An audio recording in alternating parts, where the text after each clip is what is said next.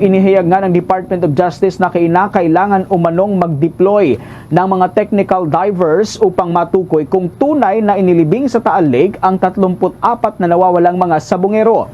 Ayon sa isang pahayag ng kasalukuyang kalihim ng Kagawaran, si Secretary of Justice Jesus Crispin Remulla, kanyang sinabi na maaaring kailangan pa ng technical divers sa paghahanap ng mga labi nito. Ito ay para makumpirma ang isinawalat ng isang akusado na nagpakilala bilang alias Totoy na inihayag nitong inilibing ang hindi pa natatagpo ang mga sabongero sa Taal Lake dyan ho sa lalawigan ng Batangas.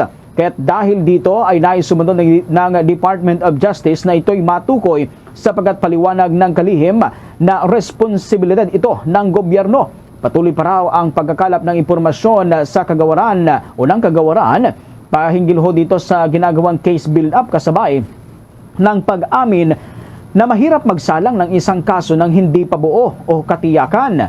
Ibinahagi din ng Department of Justice Secretary na bukas ang Kagawaran sa kung sino man ang makapagbibigay ng mga mahalagang impormasyon na makatutulong upang marisolba ang kaso. Narito ang bahagi ng pahayag ni Department of Justice Secretary Jesus Crispin Remulla.